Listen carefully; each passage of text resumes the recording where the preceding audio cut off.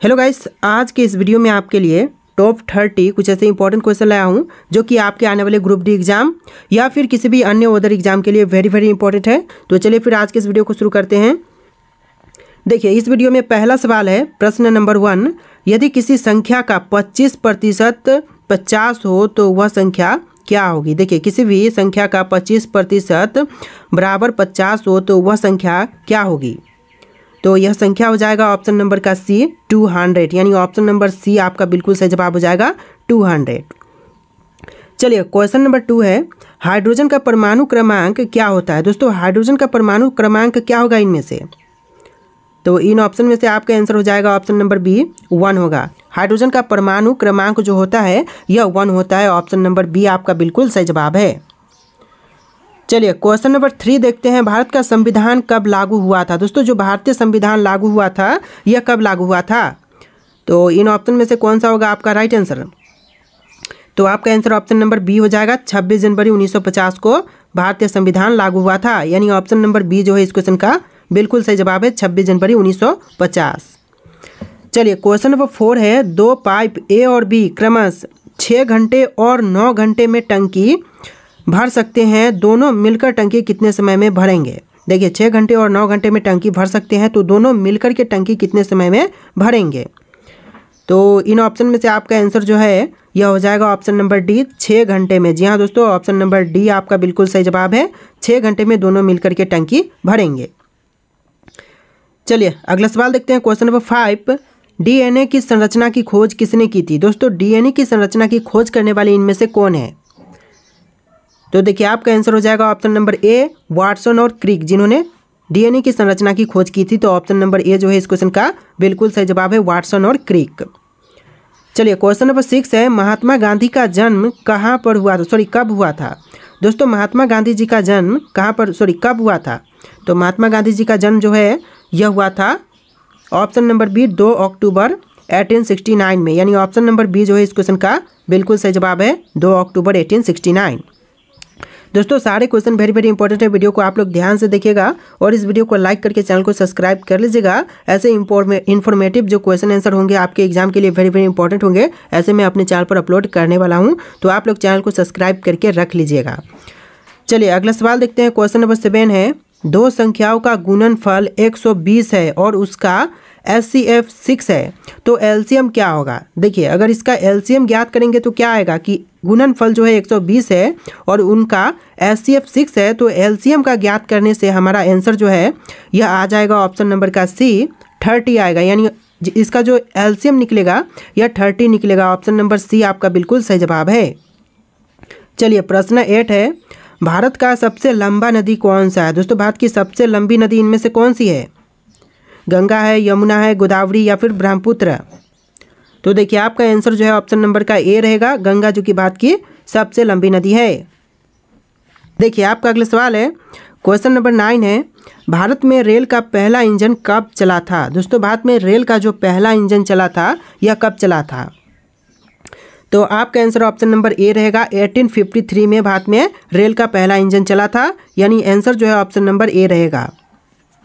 चलिए, question number 10 है, यदि किसी वस्तु का विक्रय मूल्य 1440 होगा, 1440 रुपये है और हानि प्रतिशत 10% है, तो लागत मूल्य क्या होगा। तो देखिए, इसका लागत मूल्य ज्ञात करने पर क्या आएगा। तो आपका आंसर ऑप्शन नंबर का सी रहेगा, 1600 आएगा। लागत मूल्य यहाँ पर 1600 आएगा। ऑप्शन नंबर सी आपका बिल्कुल सही जवाब होगा। चलिए, क्वेश्चन नंबर 11 है, भारत के वर्तमान राष्ट्रपति कौन है। दोस्तों, भारत देश के जो वर्तमान राष्ट्रपति हैं वह कौन है। नरेंद्र मोदी, द्रौपदी मुर्मू, रामनाथ कोविंद, प्रणब मुखर्जी। तो आपका आंसर ऑप्शन नंबर का बी रहेगा, द्रौपदी मुर्मू, जो कि वर्तमान समय की राष्ट्रपति हैं भारत देश की। चलिए, क्वेश्चन नंबर 12 है, रक्त का रंग लाल क्यों होता है। दोस्तों, रक्त का जो रंग लाल है उसका मुख्य कारण क्या है इनमें से। तो इसका जो कारण है वह है हीमोग्लोबिन, यानी ऑप्शन नंबर बी हीमोग्लोबिन आपका बिल्कुल सही जवाब है। रक्त का रंग लाल हीमोग्लोबिन के कारण होती है। चलिए, क्वेश्चन नंबर 13 है, सूर्य के प्रकाश से कौन सा विटामिन प्राप्त होता है। दोस्तों, देखिए, सूर्य का प्रकाश से जो हमें विटामिन प्राप्त होती है इनमें से कौन सी है। Vitamin A, vitamin B, vitamin C या फिर विटामिन डी। देखिए correct answer option number D रहेगा, विटामिन डी प्राप्त होती है सूर्य के प्रकाश से, यानी ऑप्शन नंबर डी जो है इस क्वेश्चन का बिल्कुल सही जवाब है, विटामिन डी। चलिए क्वेश्चन नंबर 14 है, एक ट्रेन 60 किलोमीटर घंटा की गति से चल रही है और 30 सेकंड में 450 मीटर लंबे पुल को पार कर जाती है, ट्रेन की लंबाई कितनी होगी। दोस्तों यहाँ पर हमें ज्ञात करना है कि जो एक ट्रेन है वह 60 किलोमीटर घंटा की गति से चल रही है, यानी कि 60 किलोमीटर प्रति घंटा के रफ्तार से चल रही है और 30 सेकंड में 450 मीटर लंबे पुल को पार कर जाती है। तो यहाँ पर ज्ञात करना है कि ट्रेन की लंबाई कितनी होगी। तो देखिए क्वेश्चन नंबर 14 का आपका जो आंसर है ऑप्शन नंबर का बी हो जाएगा, सॉरी ऑप्शन नंबर का सी हो जाएगा। यहाँ पर 400 मीटर होगी, यानी कि ट्रेन की टोटल लंबाई जो है यह 400 मीटर होगी। ऑप्शन नंबर सी बिल्कुल सही जवाब है।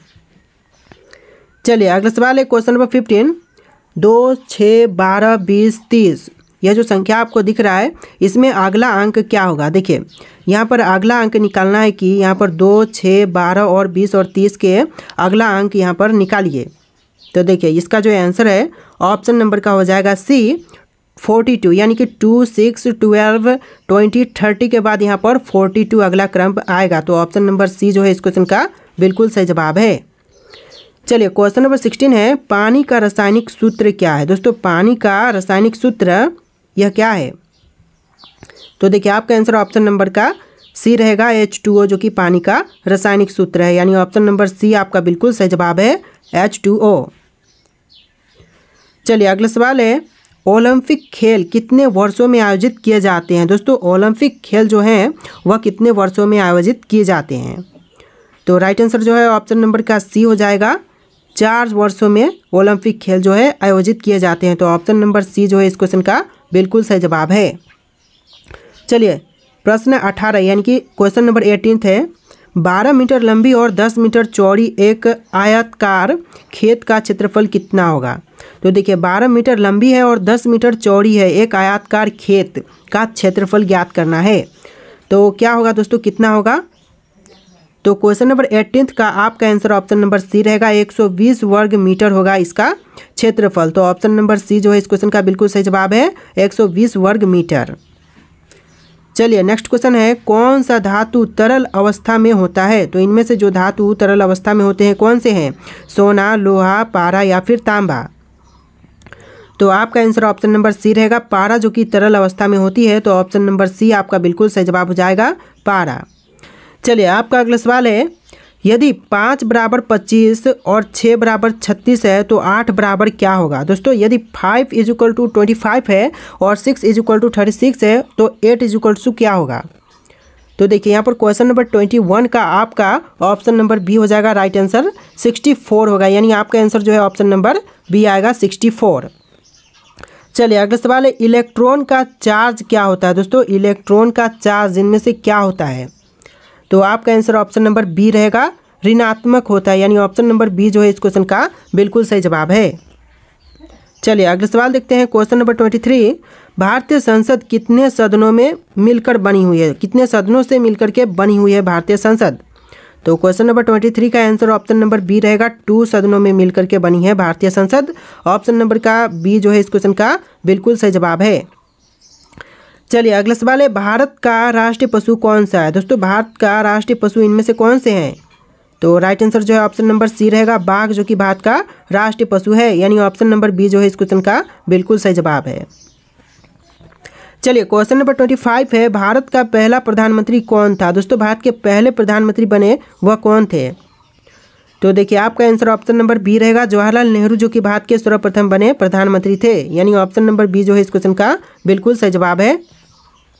चलिए अगला सवाल है, कौन सा ग्रह और मंडल सबसे बड़ा है। दोस्तों कौन सा ग्रह है जो कि सबसे बड़ा है इनमें से।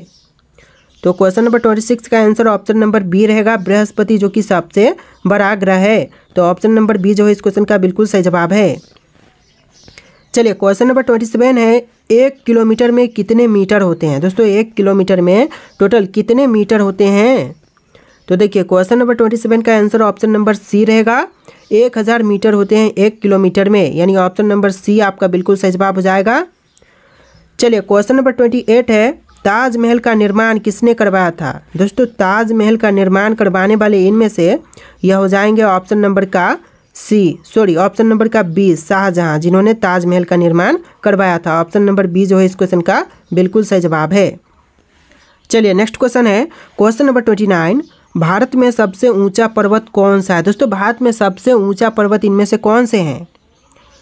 तो यह पर्वत आपका हो जाएगा ऑप्शन नंबर का ए कंचनजंगा। जी हाँ दोस्तों, ऑप्शन नंबर ए जो है इस क्वेश्चन का बिल्कुल सही जवाब है। भारत का सबसे ऊंचा पर्वत जो है यह कंचनजंगा है और विश्व का सबसे ऊंचा माउंट एवरेस्ट है। तो नोट कर लीजिएगा, वेरी वेरी इंपॉर्टेंट क्वेश्चन है ये आपके लिए।